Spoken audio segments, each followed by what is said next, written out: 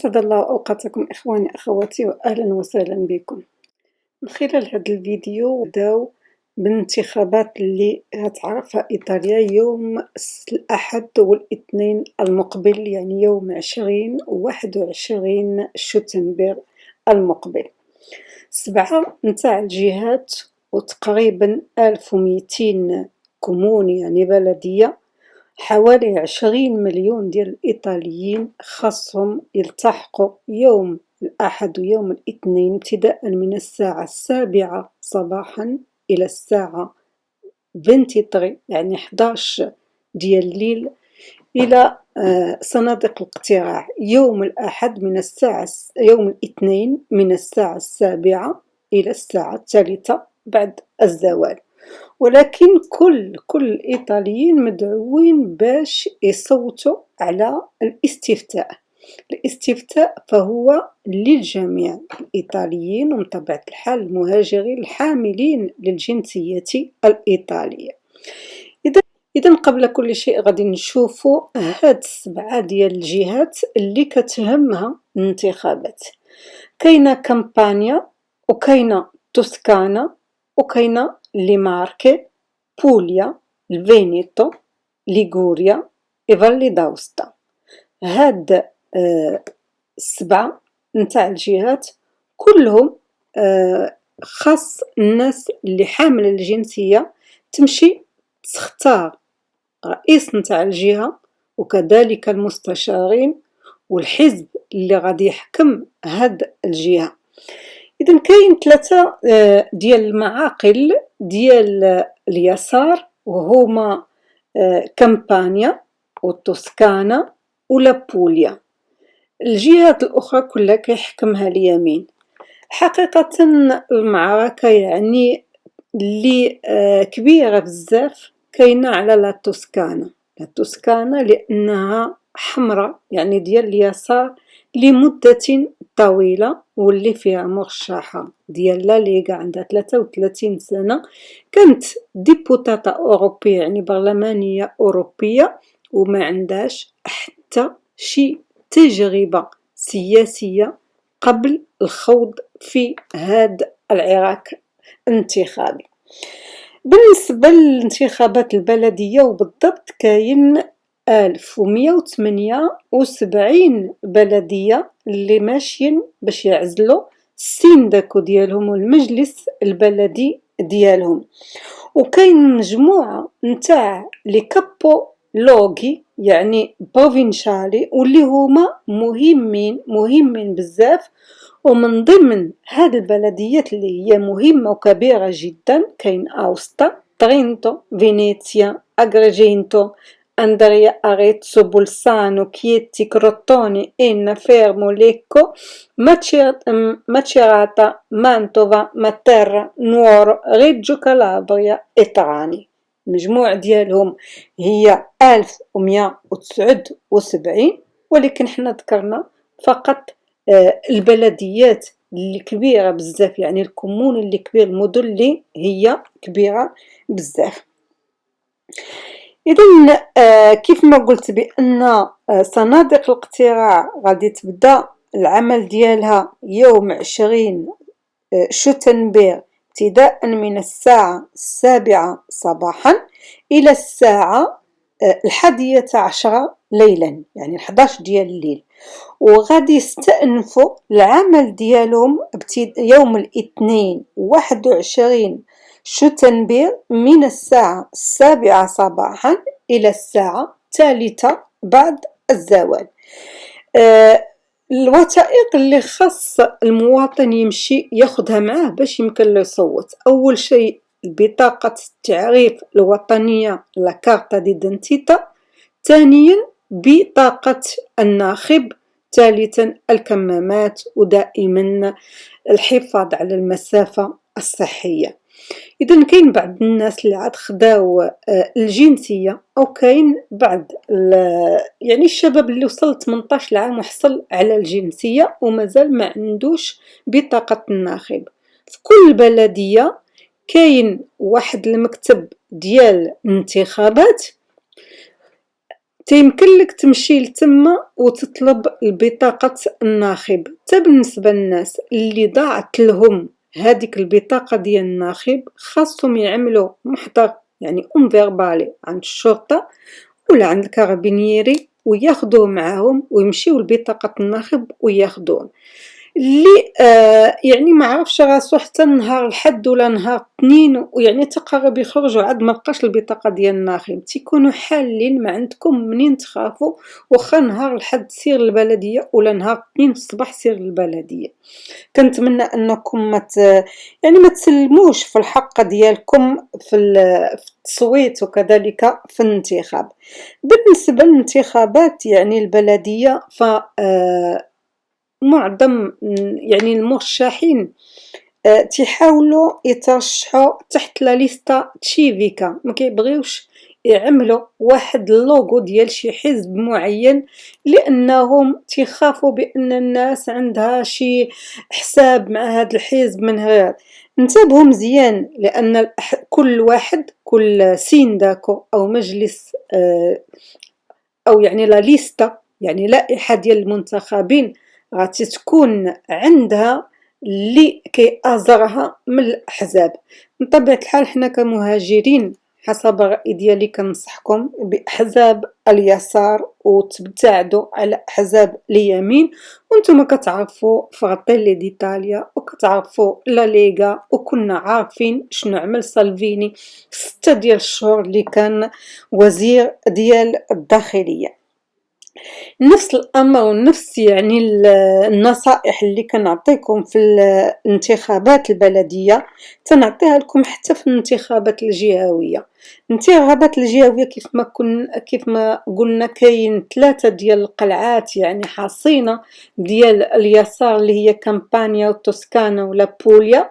نتمنى من الله بانها تاكد لليسار الفاتو يعني المساله ديال ان البي دي والخمسة نجوم اللي كيشكلوا الحكومة كتلة اللي كتشكل الحكومة كل واحد غادي بالمرشح ديالو كيضعف الحظوظ ديال اليسار في الانتصار. وخاصة أن اليمين غادي يتحد فرصة ديتاليا فرصة إيطاليا وفراتيلي ديتاليا ولا ليغا غاديين متحدين وعاملين كتلة ومفرقين المقاعد. هنا غادي تلقى المرشح ديال فرصة إيطاليا، هنا غتلقى المرشح ديال فراتيلي ديتاليا، وهنا ديال لا ليغا وشي كيصوت على شي. هاد المسألة هادي ما كايناش بالنسبة لليسار لأن إيطاليا فيفا ديال رينسي داير مرشحين ديالو ولأن بيو أوروبا اللي هي ديال اليسار دايرة مرشحين ديالها والموفيمينتو تشينكو ستيل اللي ما كنحطوه لا في اليسار ولا في اليمين ما عندو حتى شي وجهه وحتى شي حتى هو داير المرشحين ديالو. اذا تقريبا غادي يكونوا الاصوات يعني تقدر تفرق، ولكن حنا اللي غادي نحاولوا ندافع عليه هو ان حنا كمهاجرين الاصوات ديالنا ما خصناش نعطيوها اليمين. بالنسبه لي انا شخصيا اهم حاجه في هذا الشيء هو يوم الاستفتاء راه ماشي فقط على هاد السبعه نتاع الجهات او على 1179 بلديه اللي غاديه الانتخابات. الاستفتاء راه على استفتاء يعني وطني في جميع البلديات وكل شيء غادي يصوت. كل الإيطاليين خاصهم المواطنين الإيطاليين خاصهم يصوتوا في الاستفتاء يعني أكثر من 20 مليون. إذا علاش غادي نمشيو نصوتوا؟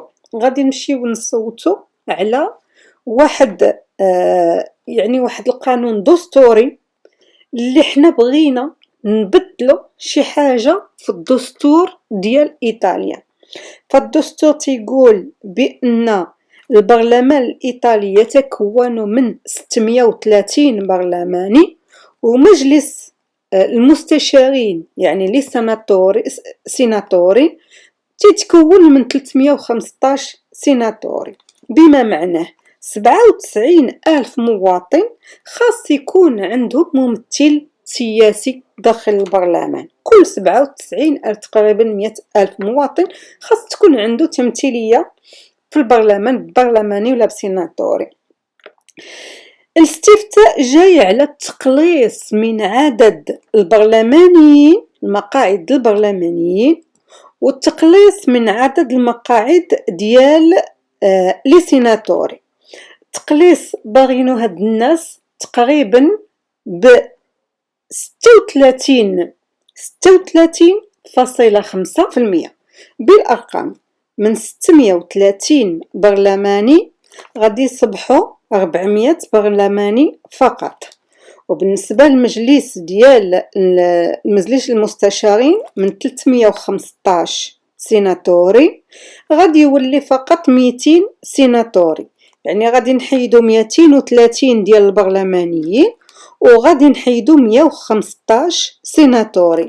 يعني إلا كان في الأول، يعني الآن كل 97 ألف مواطن عنده تمثيلية انتخابية، غادي يولي كل 151 ألف مواطن عنده تمثيلية انتخابية.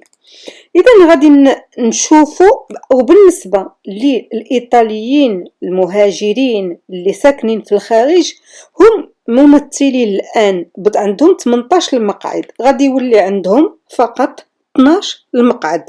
أما بالنسبة للسيناتوري أفيتا، هادوك الناس اللي كيوليو مستشارين سيناتوري اللي كيعينهم رئيس نتاع الجمهورية، كيقول لك بأنهم ما خاصهمش يرتفعوا يكونوا أكثر من 5 ديال سيناتوري أفيتا.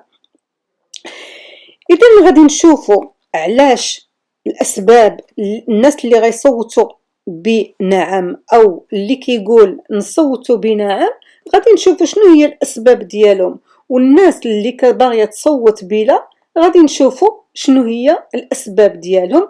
وكذلك غادي نشوفوا شكون هما الأحزاب اللي غادي تصوت بنعم وشكون هي الأحزاب اللي غادي تصوت بلا. قبل ما نشوفوا الأسباب ديال نعم والأسباب ديال لا، لازم نقولوا بأن هذا الاقتراح أو هذا القانون اللي اقترحوا هي حركة ال5 نجوم، ولحت عليه حركة ال5 نجوم، وكانت صوتت عليه في البرلمان فاش كانت تتحكم هي ورابطة الشمال ديال سالفيني. وديك الساعة كان الحزب الديمقراطي صوت ضد هاد يعني هاد التقليص ديال العدد ديال البرلمانيين والمستشارين.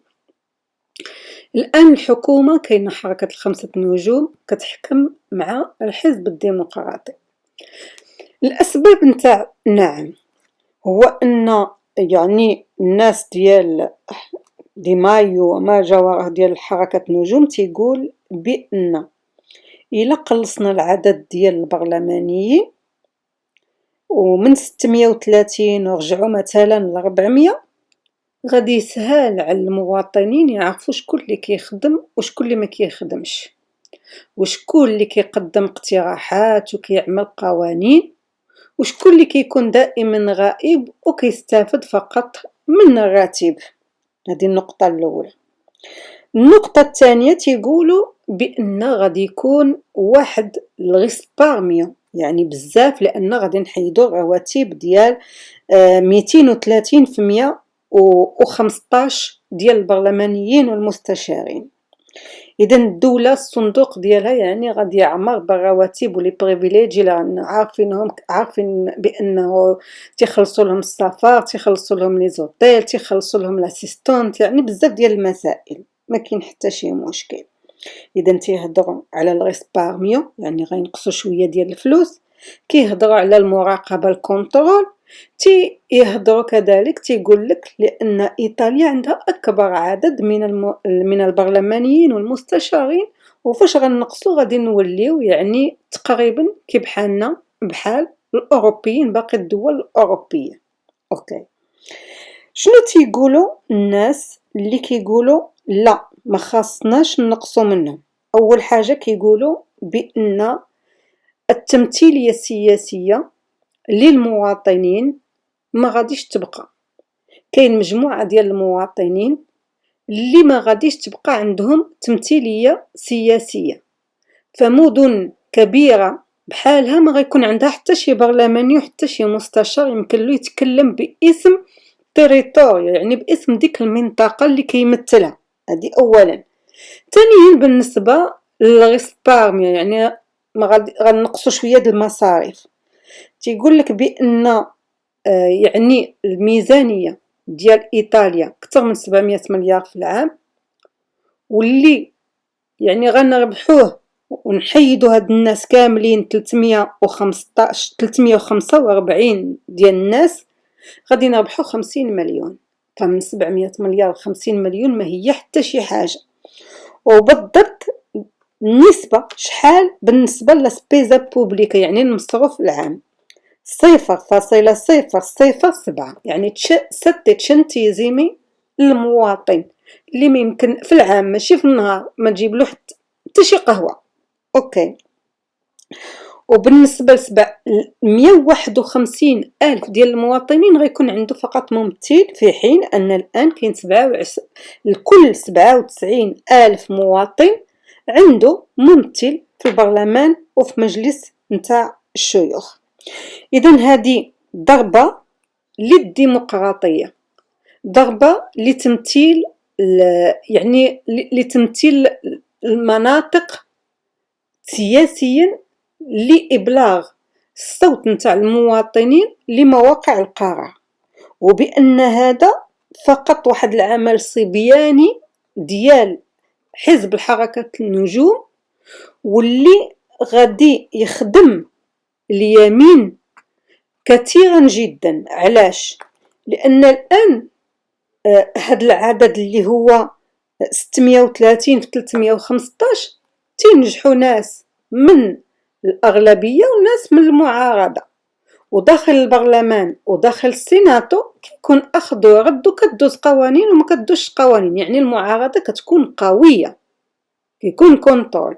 في حالة ما إذا نقصنا من هاد الناس كاملين وحيدنا هذا الرقم كله 245 ديال الناس، فاللي غيدوزو غير الناس ديال الأغلبية، وجميع السلطات غادي تكون في يد الحكومة أو من يمثلها داخل البرلمان.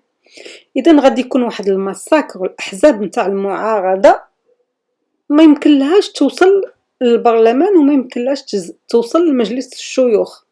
وانتم عارفين بأن هو خطر كبير، لأن ديك الساعات غادي تكون الحكومة والبرلمان اللي هو مكون من كتلة معينة أو من حزب معين غتكون عنده كل السلطة وكل الصلاحيات باش يمكن له يغير القوانين ويغير حتى الدستور. إذن هي رجعة كبيرة للوراء فيما يخص الديمقراطية. الناس نتاعنا كيقول لك أول حاجة خاصنا نبدلوا قانون الانتخابات، يعني الرئيس نتاع الجمهورية ما يبقاش تصوت عليه اللي عنده الأغلبية هو اللي يعزل رئيس نتاع الجمهورية. مثلا ماتاريلا تيصوتوا عليه البرلمانيين وتيصوتوا عليه السيناتوري، ما تيصوتش عليه يعني الشعب. إذا فاش نرجعوا كي بحال مثلا فرنسا اللي كتصوت على رئيس نتاع الجمهورية ديالها، ونبدلوا هذا القانون ديال الانتخابات اللي كاين دابا حاليا أكل عنه الدهر وشرب، اولا نبدلوه، ديك الساعات عاد يمكننا نقصوا في البرلمانيين ونقصوا في لي سيناتوري. اما لا نقصنا دابا لي سيناتوري والبرلمانيين غيطلعوا لنا ديكتاتوريين، كيف ما بغى يكون من اليسار ولا اليمين، لان السلطه هذه ستجعل من الحزب اللي غيكون حاكم غتولي حزب ديكتاتوري، يعني غادي تكون نكسه بالنسبه للديمقراطيه. زيد على ذلك ان مجموعه من المناطق من المدن غادي تفقد التمثيليه السياسيه ديالها، وما كاينش شي ريسبارميو، يعني ما كاين شي حاجه اللي غادي نربحوها كبيره. اذا غادي نمشيو نشوفوا باش تفهموا مزيان، غادي نمشيو نشوفوا شكون اللي غادي يعني يصوت بنعم من الاحزاب وشكون اللي غيصوت بلا. كيف ما قلنا حركه الخمسه النجوم هي اللي جابت هذا المقترح، بطبيعه الحال غادي تصوت بنعم. لا البي دي اللي هو في الكتله مع حركه النجوم الخمسه النجوم، يعني داير معها الحكومه، غادي يصوت بنعم. ولكن داخل البي دي مجموعه من الزعماء اللي صرحوا بانهم مازالين في الكلمه ديالهم وغادي يصوتوا بلا برودي، فيلتروني، ارتورو باريزي، روزي بيندي، لورا بولدريني، ماتيو اورفيني. هادو كلهم ليدر ديال بيدي وغادي يصوتوا بلا، يعني خرجوا من الطاعه ديال الحزب ديالهم. رابطة الشمال ديال سالفيني لا ليغا غادي تصوت بنعم. فورس ايطاليا قالت لهم ليبرتا دي كوشينسا، يعني كلها، ويصوت على حسب الضمير ديالو. سيلفيو برلسكوني قال لهم نتوما احرار، ولكن من طبيعه الحال راهم كلهم تيتمناو السي. فراتيلي ديتاليا غادي تصوت بنعم. فراتيلي ديتاليا بنعم. انتبهوا مزيان لا ليغا وانتبهوا مزيان الفراتيلي ديتاليا. الوغ ايطاليا فيفا نتاع رينسي ليبرتا دي كوشينسا، يعني كلها والضمير ديالو. بيو اوروبا واللي هي دي سينيسترا ديال اما بونينو غادي تصوت بينا. اذا لا شتو مزيان فان اليساري يساري غادي يصوت بلا. وان لا ليغا وفراتيلي ديتاليا لانهم عارفين متقدمين، يعني غيكونوا متقدمين في الانتخابات، وكاين احتمال ان الا مشينا الانتخابات نتاع الحكوميه غادي تطلع اليمين المتطرف. من طبيعه الحال باغيين جميع السلطات تكون في يديهم، وإلا قلالوا البرلمانيين وقلالوا لي سيناتوري غادي ديك الساعات غادي تكون السلطه كامله في يديهم. هذه اولا. ثانيا في حاله ما اذا تصوت بنعم وربحات، يعني اللي صوت بنعم ربحات، تعدت 50%، ولو غير صوت واحد، غير صوت واحد كتر من هادوك ديال لا غادي يدخل حيز التطبيق. ديك الساعات شنو غادي تقول لا ليغا وشنو غادي تقول فراتيلي ديتاليا؟ غادي تقول هاد البرلمان وهاد السيناتو ما عندوش القانونية باش يبقى واقف، لأن الثلث فيه 36.5 فيه المواطنين صوتوا باش يصيفطوهم بحالهم للدار. إذن هاد الحكومة أصبحت غير قانونية، ومن غدا هزو قلوعكم وبسلامة عليكم، ونرجعوا للانتخابات ونلقاو صلبيني رئيس الحكومة أو جورجا ميلوني. هذه هي الأسباب علاش أنا كنطلب منكم باش تصوتوا بلا. في الاستفتاء لازم تمشيو كاملين ولازم ديروا نو، صوتوا بلا. وفي حالة ما إذا قلتوا لا ما غاديش نمشي، طانتو ما غاديش يدوز، غادي يدوز. ولا طانتو أنا غير واحد ما مهمش الصوت ديالي، ولو غير صوت واحد راه مهم، لأن بصوت أو بجوج أو 3 يقدر دوز هاد لا ريفورما، يعني هاد التعديل في الدستور، ولقاو سالفيني في عوض ماشي وزير ديال الداخلية لقاوه رئيس ديال الحكومة. الله يستر. إذن إخواني أخواتي، كانت هذا كل ما يخص الانتخابات اللي غادي تشهدها إيطاليا يوم الأحد ويوم الاثنين 20 و 21 في شهر 9 الحالي. نتمنى أنكم كيف ما كابرتوا وخدمتوا وعملتوا تضحيات كبيرة باش تاخذوا الجنسية الإيطالية وتصبحوا مواطنين إيطاليين، باش تعرفوا بأن الانتخاب والتصويت هو واجب وحق ما تنازلوش عليه. كنحييكم، كنسلم عليكم، ونتمنى نشوفكم في أقرب حال إن شاء الله. عجبك الفيديو؟ ساندنا بالإعجاب والاشتراك بالقناة والضغط على الجرس ليصلك كل جديد.